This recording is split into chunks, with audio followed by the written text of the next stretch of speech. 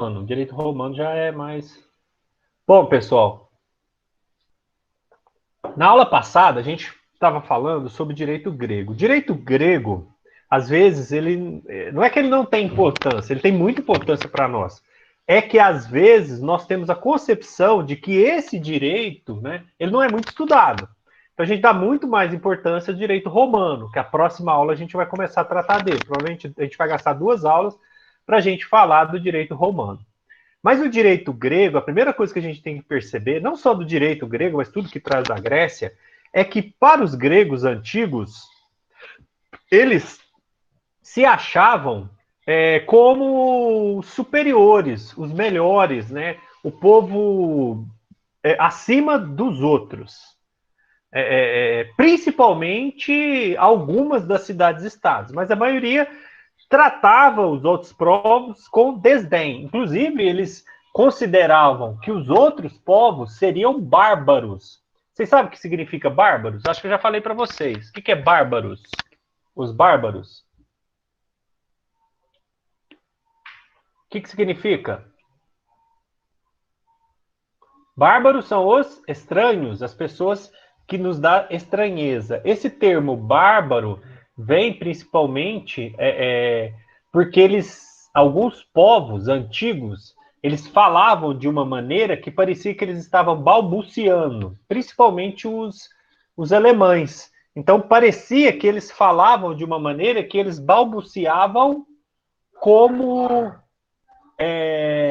criança, como bebê. Então, isso trazia estranheza aos ouvidos, né? Falava, nossa, mas essas pessoas estão balbuciando, né? Quem são aqueles? Aqueles que balbuciam. Então, eram os bárbaros. Então, as fontes do direito grego, na verdade, são muito fragmentadas, desconexas. Então, não tem uma sistematização. A gente tem livros, por exemplo, como a República, que trata de política, e outras fragmentos de cidades gregas, né, que são colocados em alguns museus, que você tem alguns fragmentos de lei, entendeu? Sobre a Grécia. Então, a fonte do direito grega, ela é fragmentada, desconexa e não sistematizada. O direito, para eles, né, eram inicialmente consuetudinário, ou seja, né, pela costume, ritualístico, e era fundado principalmente na família, tá? Mas houve, né, mas como tudo na Grécia, houve a prax. Né? O que é a prax? Prax é um sentido assim daquela coisa mais importante. Então existe a prax legislativa grega, principalmente com 2 grandes legisladores, Drácon e Solon, que a gente vai ver, a aula de hoje trata sobre eles. A gente está recordando algumas coisas.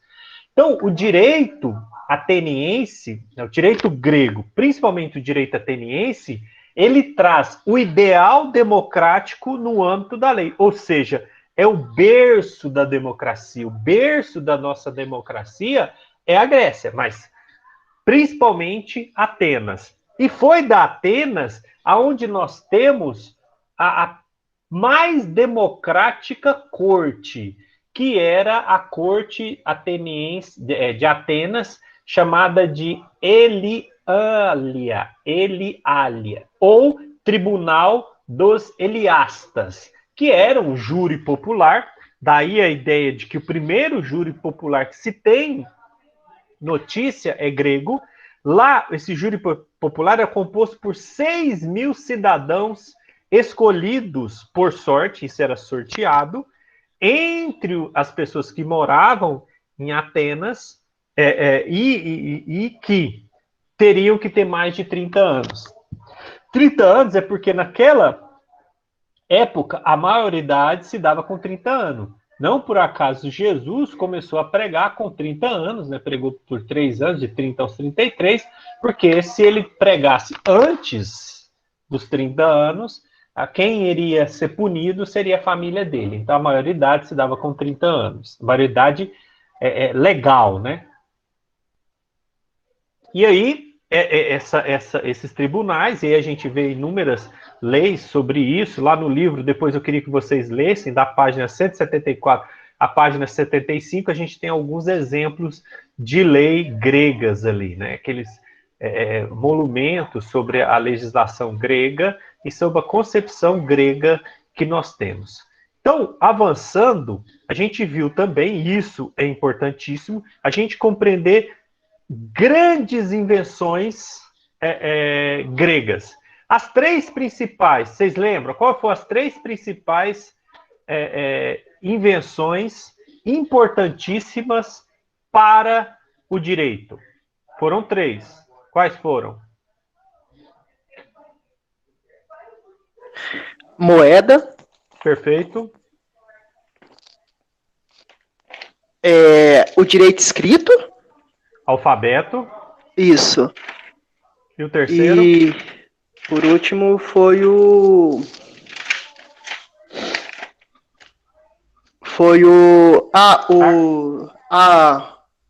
O armamento terrestre, chamado óplita. O nome é difícil óplitas. mesmo. Isso.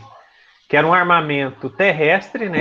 Que permitia, né, uma transformação tático-militar. Cada indivíduo tinha o seu próprio armamento e o indivíduo poderia defender sua família, inclusive contra o Estado.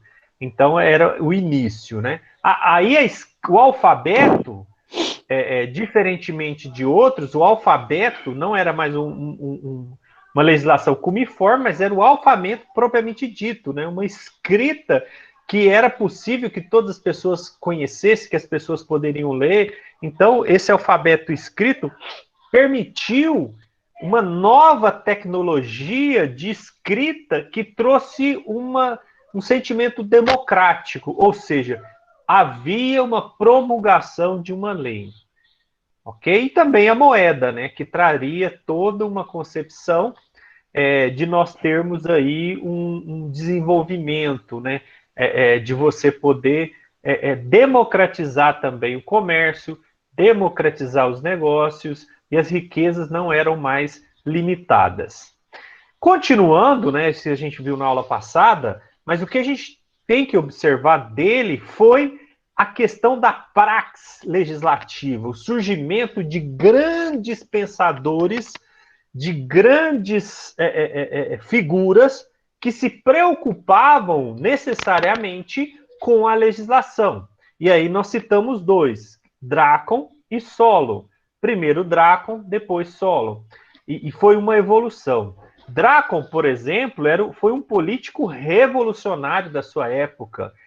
Era um legislador ateniense muito severo, dito como sanguinário, que ele viveu, né, em Atenas e passou a sua história toda com a escrita e a publicação de um código extremamente severo, mas o código severo e rigoroso, ele buscava, naquele momento, uma pacificação do povo no sentido de que as pessoas, né, já estavam lendo, conhecendo a lei, tinham um alfabeto, cada indivíduo poderia ter sua óplita, ou seja, ele tinha a defesa, e essas pessoas não aceitavam mais serem excluídas, no sentido de que a lei não era para todos. Então, Drácon foi o primeiro que se preocupou em ter uma lei severa, entretanto, uma lei que seria punido a todas as pessoas, ok? Apesar de que, na lei draconiana, a maioria das punições era de morte. Então, ele punia com a pena de morte os delitos mais triviais. Mas qual que era o sentido? De que as pessoas respeitassem essas regras, né? Então, foi um momento ali de você ter uma nova concepção, apesar de severa, mas eu tinha, isso é o maior mérito. Qual que é o maior mérito de Drácon? O maior mérito dele era que as leis determinadas eram iguais para todos. Todas as pessoas teriam os mesmos direitos. Ele diminui os privilégios da aristocracia, ok? E diminui. E aí, com isso, eu tenho uma pacificação de conflitos sociais, diminui a desordem, diminui a instabilidade política daquela época. Então, nesse sentido, eu tenho essa concepção de Drácon, né? De extrema importância para aquela época, principalmente de ter uma lei para todos, ok?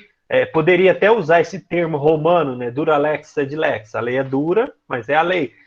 Não é grego, eu só usei esse termo para dizer que houve ali o primeiro início de um fim de privilégios, ok? E aplicação. Então, Drácon, outra coisa que ele introduziu, que foi uma novidade, que existiria, então, uma diferenciação de tipos de homicídio. Inclusive, ele diferenciou o homicídio voluntário com o homicídio involuntário e a legítima defesa.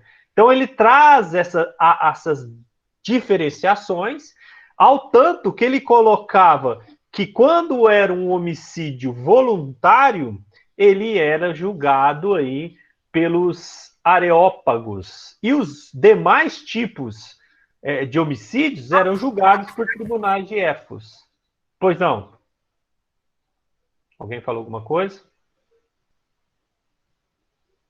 Então, uma das mais importantes ações de Drácon, repetindo, foi a elaboração de um código de leis chamado Themis, em grego, que foi considerada a primeira constituição de Atena.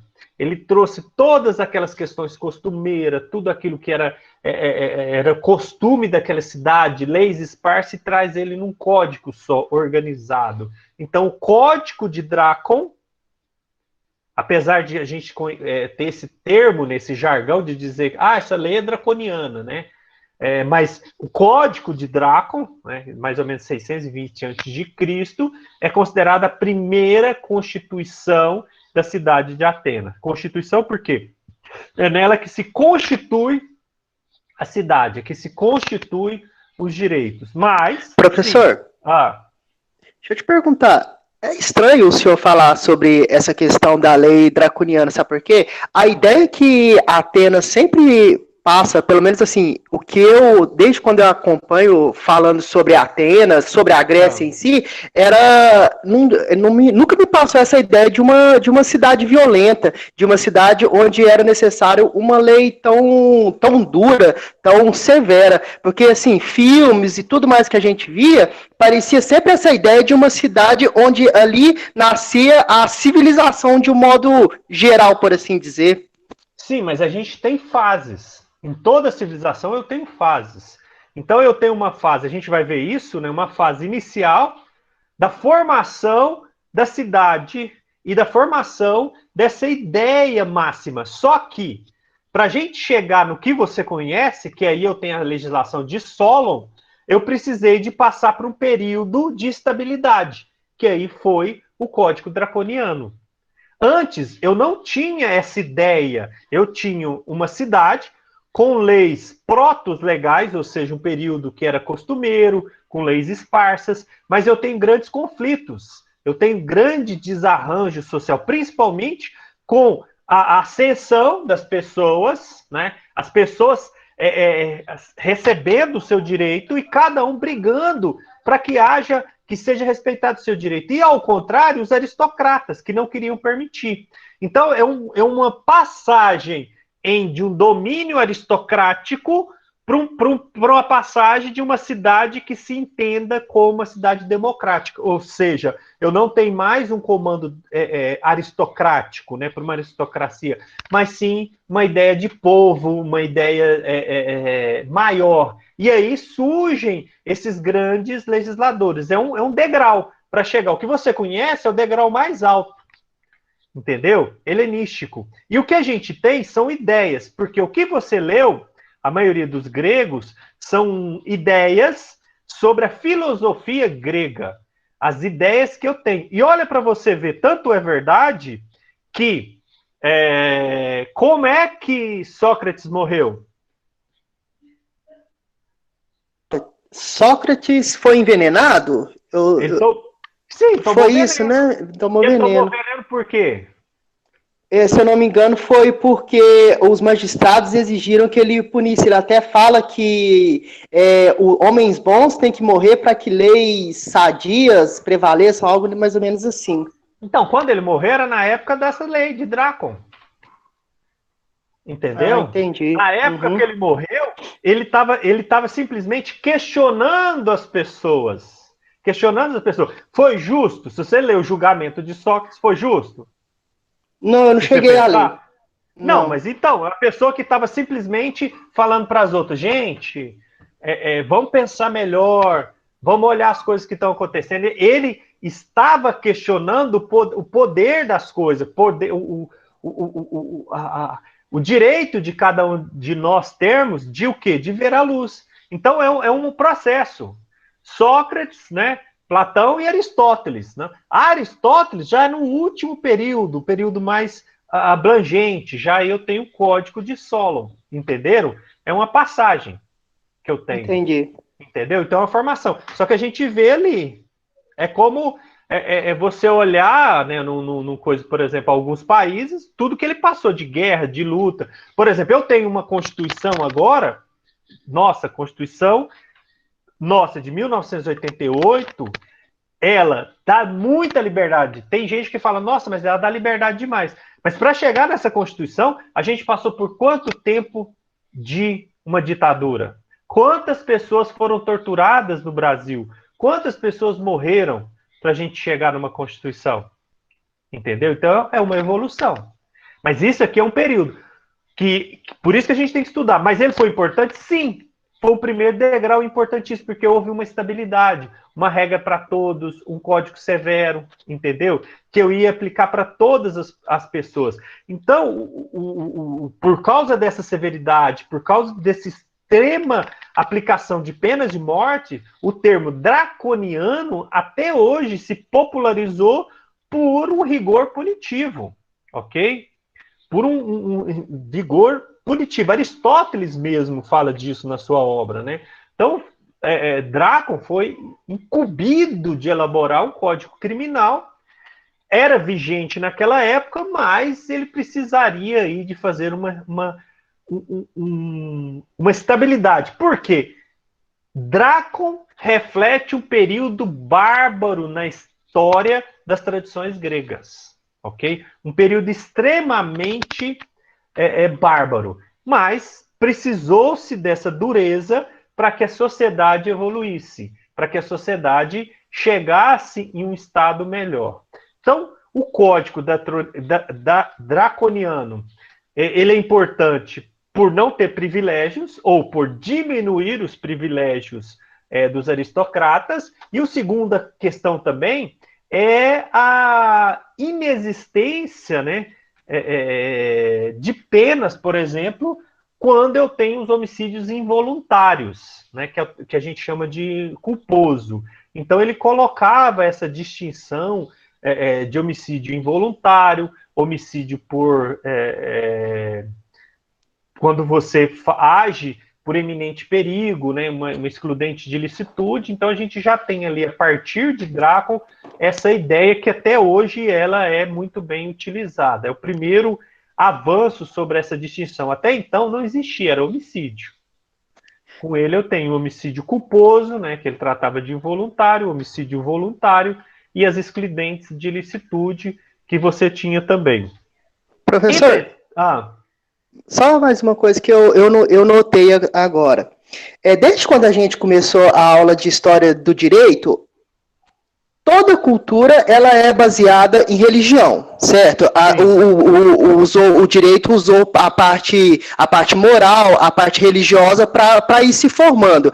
E eu acho que uma das coisas mais ricas da cultura grega é a sua mitologia. A mitologia não interferiu em nada no direito grego? Sim, claro, muito.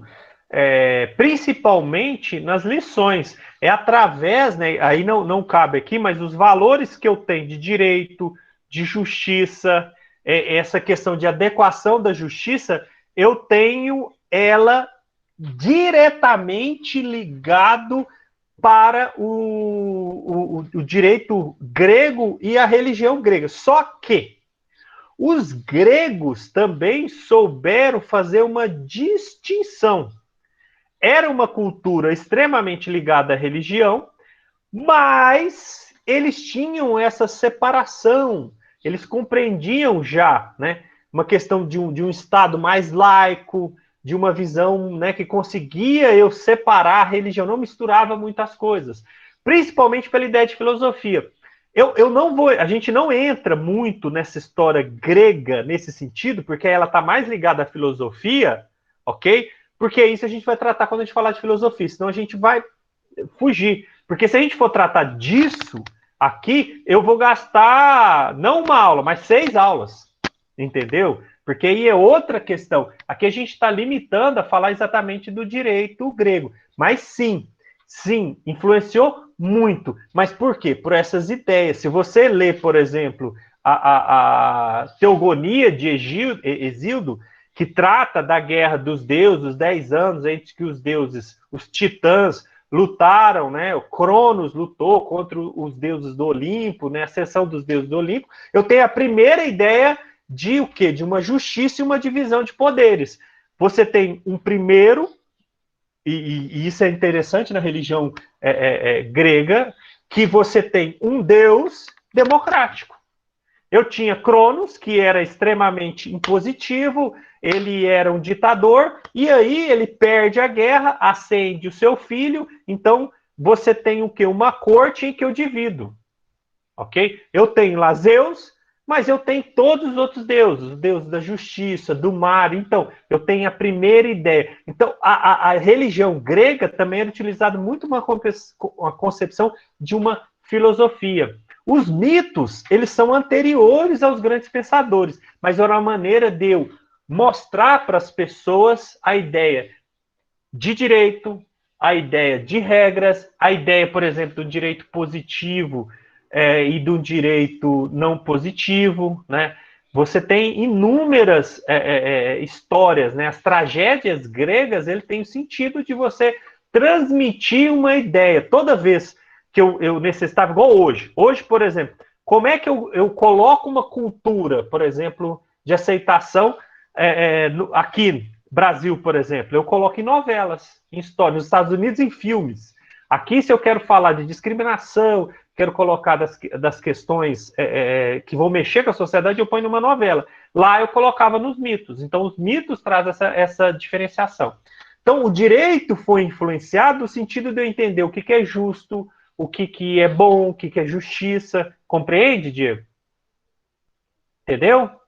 Entendi, sim. É porque toda vez que a gente, qualquer direito que a gente estudou desde o princípio, uma das fontes, e geralmente a mais importante até agora, foi a religião. Ela sempre teve uma participação muito forte em todos os direitos até aqui. E no grego, eu achei que a mitologia seria uma parte que o senhor iria abordar. Mas aí não falou. A gente vai abordar ela na filosofia, porque os Entendi. gregos conseguem ter eles têm essa primeira ideia que eu tenho uma separação, e não só a separação, mas eu tenho a ideia que foram os gregos, por exemplo, que tem essa ideia que a pessoa tem o corpo e existe a alma, existe uma diferenciação de duas pessoas.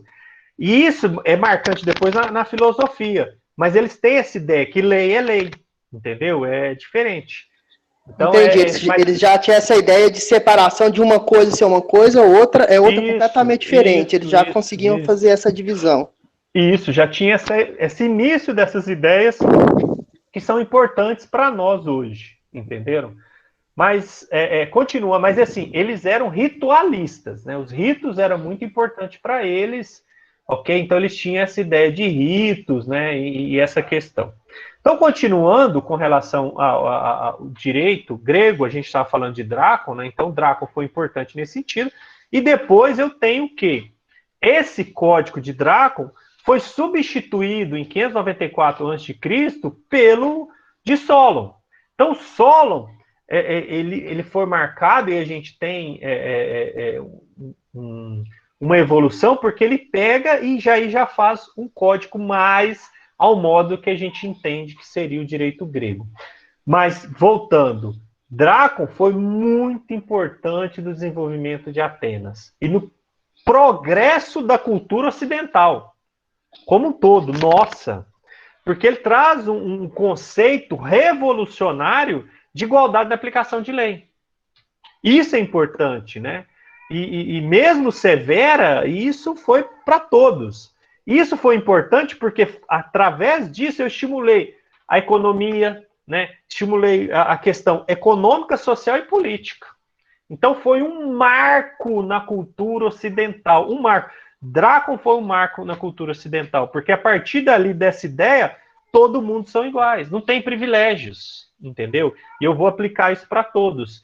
Então, é uma lei, né, que você aplica. Mas ela está lá, está escrita, está falada, então eu não vou ter essa concepção. Então, eu tenho que uma ideia mais equilibrada e uma questão. Então, a população é estimulada, né, a ter o quê? Um direito aí, e aí ele passa a exercer. Eu tenho meus direitos, são para todos, e aí eu vou fazer os meus deveres. Porque eles são muito ligados à questão de polis, né? Surge daí, então, esse início. Mas aí surge Solon, que revogou a maior parte da legislação de Drácula, não era mais necessária, já tinha uma pacificação, uma sociedade já mais estabelecida, que já compreendia os seus direitos, já compreendia os seus deveres e percebia a importância da legislação. Então, ele dá uma nova abordagem no direito na sociedade grega, né? Apartando-se nessa tradição vigente que existia. Então, Solon introduz um novo equilíbrio do poder entre nobres cidadãos e cidadão comum em toda a Grécia, né? Ele foi governador de Atenas, e ele é considerado até hoje, se perguntar, a origem da democracia, Solon. Então, ele é considerado como fundador da democracia e considerado um dos 7 sábios da Grécia, ok? Um dos 7 sábios da Grécia é Solon. E aí ele coloca, né, essa nova abordagem, tornou, principalmente porque ele torna a justiça mais acessível a todos, ele faculta a todo cidadão direito de ação, o de estabelecer direitos de apelação das decisões do magistrado, e criou a que a gente conhece como eclésia. Eclésia era uma assembleia popular da qual podiam participar homens livres, né, desde que filhos de pais e mães atenienses e maiores de 30 anos. Então, dentro da eclésia, criou uma corte suprema, que era Helenielia, que seria, eu tenho a eclésia e a superior Helenielia, que era a corte helênica, responsável por conhecer as apelações do cidadão. Então, foi uma evolução. Ele cria também o que a gente chama, foi conhecido como Bulé, que era uma assembleia de conselho de representantes, de diferentes classes sociais, e ela era criada para desenvolver projetos. Como acontece hoje, eu tenho grupos, né, em cada cidade que vai discutir questão de crianças, questão de idosos, questão de ensino. Então, pessoas, né, de várias partes da sociedade são feitas assembleias, conhecidas como Bulé, e eles vão discutir a partir dessas ideias é que Solon desenvolvia a questão de leis. Então, Solon foi fundamental para a democracia grega, porque ele flexibiliza os requerimentos de elegibilidade para exercício de cargo público, permitindo que um cidadão comum tivesse acesso antes, né, antes dele, apenas quem fosse de classes superiores, né, ou filho de alguém, né, ou um fidalgo, por exemplo. Então, Solon praticou várias reformas legais destinadas a eliminar essas práticas deletérias, né, fundadas no poder econômico. Ele, por exemplo, perdoou dívida de agricultores, eliminou a escravidão. Então, ele teve várias ideias revolucionárias para a época. Então, ele cuidou para que a legislação fosse estável e pública. Todo mundo pudesse, né? Dando o quê? Uma ideia. E aí, o que ele fazia? Ele colocava peças de maceiras, né, que eram pilares, né, colocados em vários lugares, e também as quibés, que eram pilares de pedras. Então, toda cidade se colocava isso aí, peças de madeiras, peças de pedras, e isso era fixadas em todos os lugares públicos. Quando vocês forem a algum museu que fala da Grécia, você vai ver sempre escrito, alguns dos escritos são peças de leis aí gregas que são colocadas, né, e estabelecidas, né, em todas as cidades gregas de todos os mundos, né? Quando Alexandre Grande dominou grande parte do mundo, por exemplo, ele colocou em vários lugares, nas Alexandrias, escritos aí de leis também com essa mesma ideia. Então, essa legislação de Solon serviu de modelo para várias cidades-estados, porque foi bom, e se era bom, o povo de outras cidades-estado também queria a mesma coisa. Ele não queria só para ele, né? Então ele queria. E aí, né, só para completar, e mesmo o que a gente falou anteriormente, e é interessante, as fontes, né? Onde que a gente vê isso? Né? Onde que a gente coloca essas ideias, a gente sabe. Onde que a gente descobre essas ideias, principalmente as de Solon, são em discursos, que a gente consegue até hoje, monografias, que já existiam naquela época, né? As ideias de filósofos, principalmente, tanto em discurso quanto em monografia, e as epigráficas, que eram esses pedaços, né, de codificações que eles colocavam em pedra, em metal ou em argila e colocavam nas cidades. E até hoje a gente consegue ver isso aí porque estava escrito. Então, o que a gente encontrou, né? A gente encontrou leis sobre casamento, sucessão, adoção, legitimidade de filho, escravo, cidadão. Então, o grego tinha um direito processual bastante evoluído, né? Isso foi encontrado em estudos, né, em documentos públicos e privados. E existia, inclusive, uma ideia de mediação já naquela época que se poderia fazer. A lei ateniense era retórica, né, essencialmente retórica, permitia essa retórica, e eles não haviam, né, os advogados, né, não haviam juízes e promotores, apenas os litigantes. Então, esses litigantes, eles discutiam entre si, um acusava outro acusava outra pessoa, e isso era levado ao júri popular, como a gente falou anteriormente, né? Como aquele caso que a gente diz do mais famoso de Atenas, né? O Eliaia, que era composto de 6.000 cidadãos sorteados, né? Com mais de 30 anos, que eles se colocavam à disposição da cidade. Então, eles eram levados, né, as duas pessoas que estavam em litígio, e uma falava, depois a outra, tinha a retórica, a réplica, e aí eles se falavam e depois eram julgados por esse júri popular. Então, mas mesmo assim tinha esse julgamento e isso poderia ser recorrido a outras, a outras ideias. Mas não existiam os advogados, mas existiam os logógrafos, né, logógrafo, que eram pessoas que escreviam defesas. Então, eram os embrionários, as pessoas que falavam bem. Geralmente, eles utilizavam, né, até os filósofos lutavam contra essas pessoas que vendiam o seu serviço por falar. Então, por exemplo, não existia advogado, mas o avocar, né, que a gente tem essa ideia, né, também do grego avocar, era aquela pessoa que avocava o direito da outra de falar. Não tinha um advogado, mas tinha alguém que poderia falar em seu nome ou escrever uma defesa para você. Isso era muito comum na Grécia, e aí era a primeira ideia que nós temos do avocado, aquela pessoa que avoca o direito seu de falar, ok? Então, para a gente conhecer, já que o Diego falou, a gente tem 3 períodos. Eu tenho o direito de uma sociedade pré-legal, sociedade antes da ideia de escrita, então era uma sociedade reconhecida por uma sociedade que era extremamente pela família, pelos costumes, e aí as ideias ali eram resolvidas entre esse grupo. Então era a Grécia era uma pequena sociedade, entendeu? Primeiro estágio.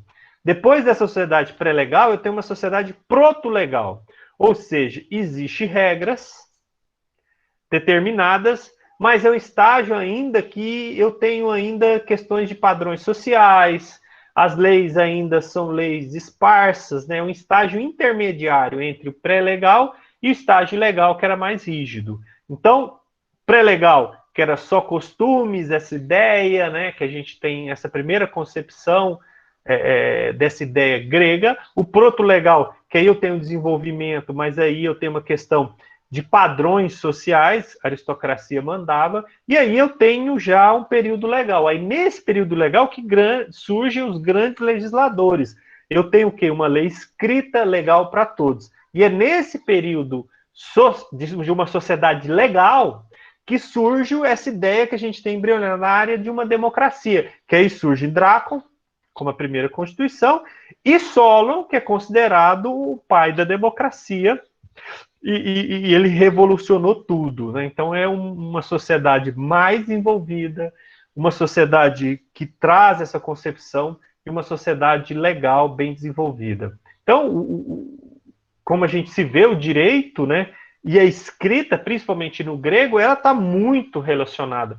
Não só que a gente fala, mas tudo que se constrói nessa retórica sobre isso.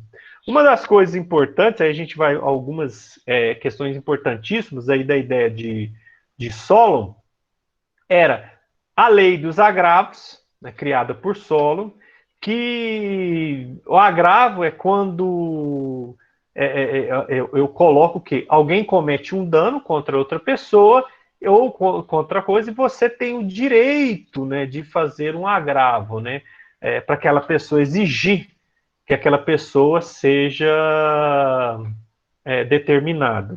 A lei dos agravos, na verdade, ela foi criada embrioriamente por Drácon, mas ela foi aprimorada por Solon, né? Por isso que quase todo mundo fala que ela foi especificamente Solon, mas ela já vem lá de Drácon, principalmente quando tratava a questão de homicídios, né, do lei de agravo. Então ela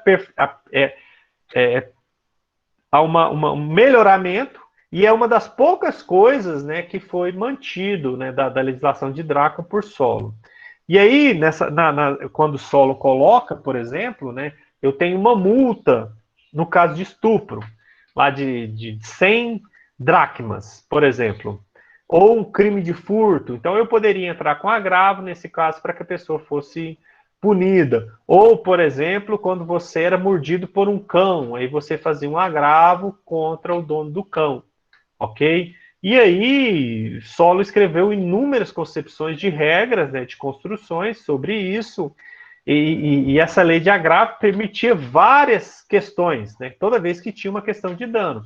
Construção de casa, muro, vala, postos, né, questões de colmeia, plantações. Então, isso é quase tudo que tratava, né? E na legislação também tratava disso. Tudo que tratava ali do dia a dia que poderia interferir. Então, você tinha essa lei dos agravos para você requerer o seu direito.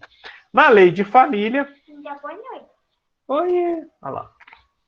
Fala boa noite. Boa noite, pessoal. Vou dormir. Tchau.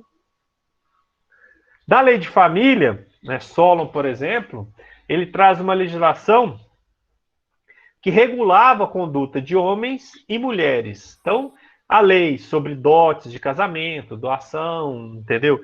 E eles colocavam, né? Não havia, por exemplo,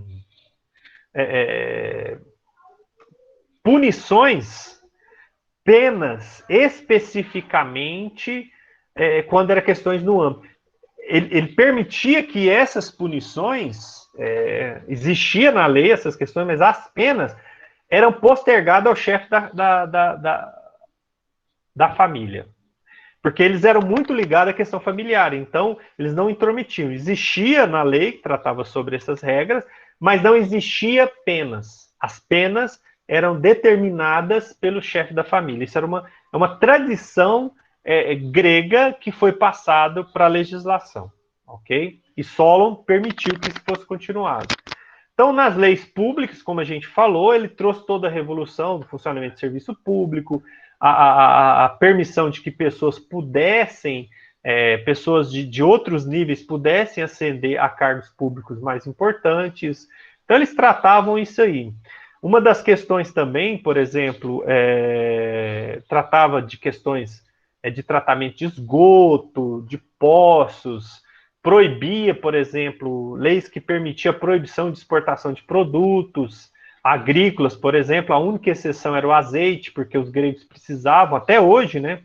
Das melhores coisas que existe é um azeite grego, por exemplo, muito bom, por sinal, mas o resto ele proibia que se exportassem produtos agrícolas, né, por questões mesmo que você colocava. Então ele trazia questões de mercadores, de juros, de comércios. As leis processuais traziam diretrizes aos juízes para que eles pudessem julgar de maneira mais justa, mas essas ideias, como a gente falou, e o Diego também comentou sobre isso, essas questões mais ligadas às ideias dos filósofos, né, que a gente vai tratar quando a gente fala de filosofia. Isso modificou mais para nós, mas eles já tratavam com leis processuais que incluía, né, questões, por exemplo, de como as testemunhas deveriam ser chamadas, né, como que elas se colocavam, e da maneira que fosse permitido aí essa questão dos julgamentos.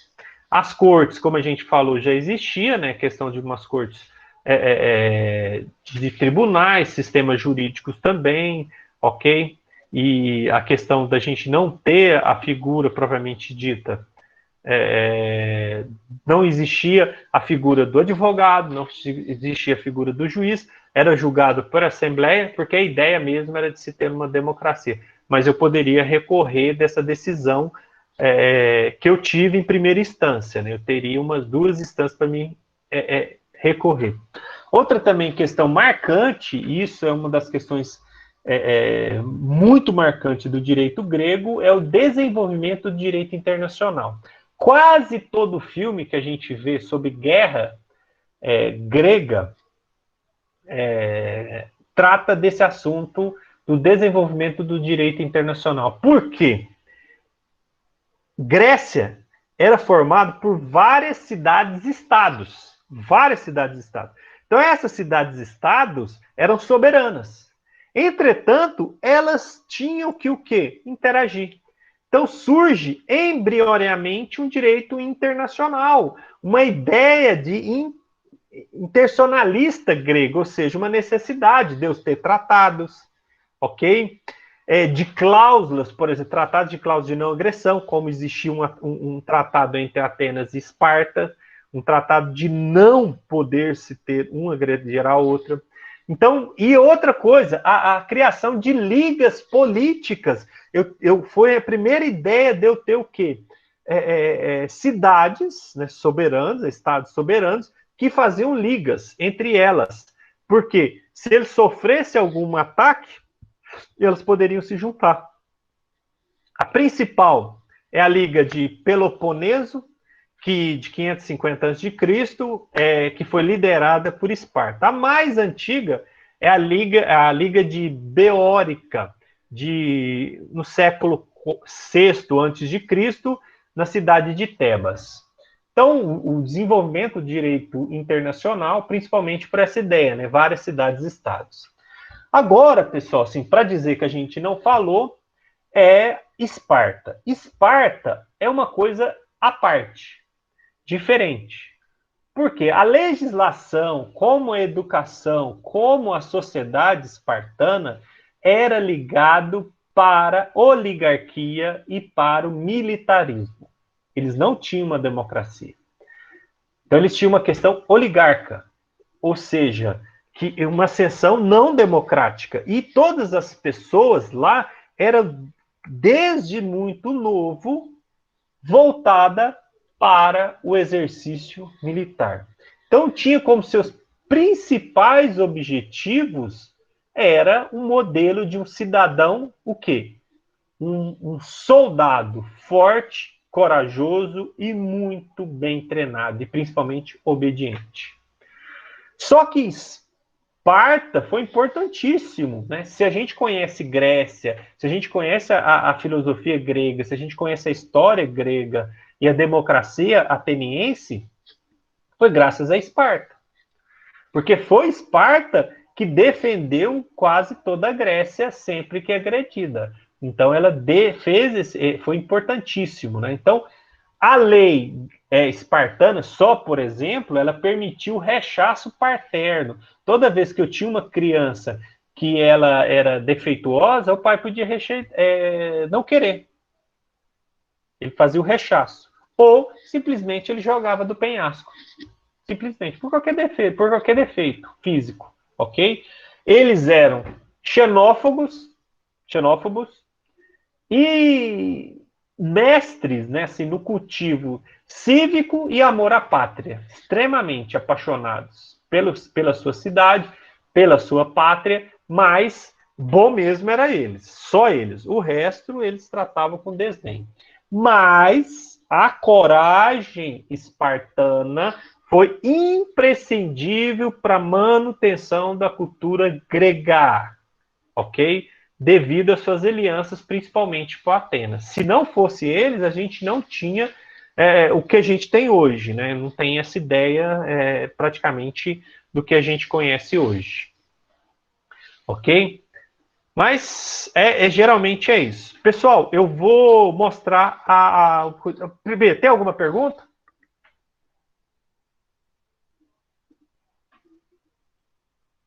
Não, beleza, tinha me falado, Andressa. Obrigado. Tinha me falado. O que mais, pessoal? Alguma pergunta? Posso mostrar? Posso mostrar, pessoal?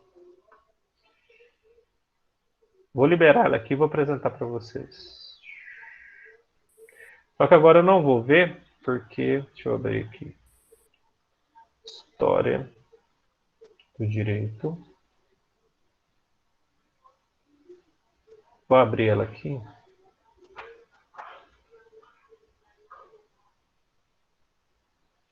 Visível. Salvar. Tá. Vou fazer a apresentação rapidinho.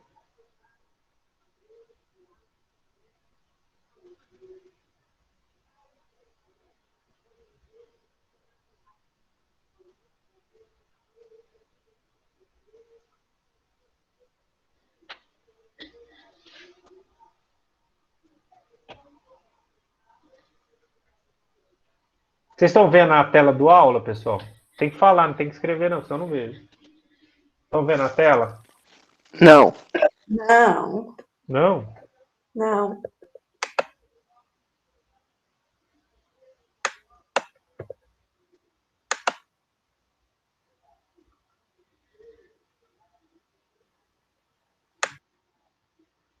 E agora? Sim, agora tá. Então, lá no aula, essa aula estava fechada. Olha aqui. Seguinte. Tem um enunciado para vocês lerem, né? E aí fala, sobre o direito grego, faça um vídeo ou uma dissertação de 30 a 60 linhas com seu grupo, mesmo grupo, né? E assim, gente, identifica aí, tanto no vídeo quanto no texto, né, quem são os alunos.